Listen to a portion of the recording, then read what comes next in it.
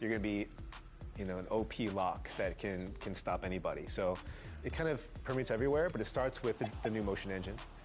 So movement on defense, on-ball defender, moving and planting, cutting, it all feels so much better.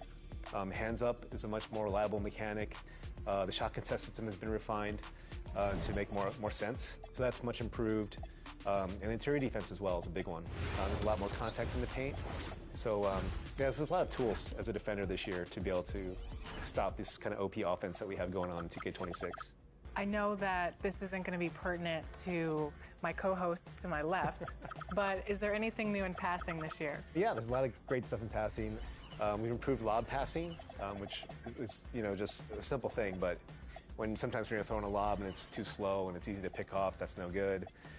So if there's a cutting teammate, we have this thing now called auto lob passing, or if you just press the regular pass button, it'll contextually throw the right pass, and sometimes it'll lob it over the defense and make it, give you an easy conversion for layups and dunks.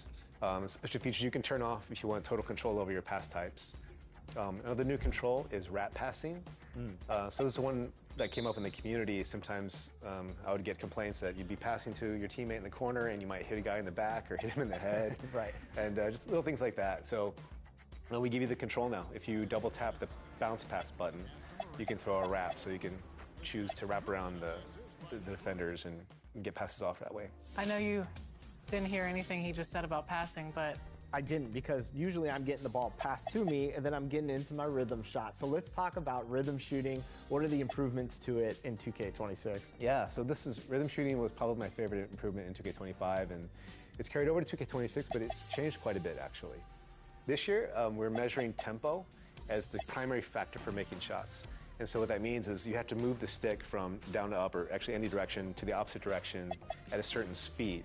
So every player's got a signature speed. So, a guy like Jokic is going to be a little more deliberate, where you kind of slowly push it. Steph's is a little faster, it was a little quicker. But the idea here is that we wanted to kind of decouple, this idea of I had to time everything perfectly to make shots.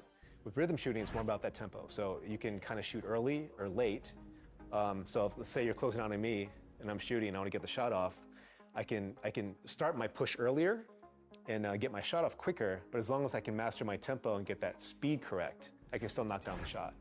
One of the things I really enjoyed reading about was the quick shoot mechanic. So dive into that a little bit more. How does this work? Yeah, so this is a great tool for catch and shoot shooters. So if you're sitting in the corner, like some people love to do, if you hold down the left trigger as the ball's being passed to you, when you shoot, you skip the whole dip and the whole compression of your shot, and you go right into your shooting motion. I like that. Little nuances in gameplay. Well, there it is. I can't wait to get on the sticks right now and go play some. thanks so much for joining us on 2K TV.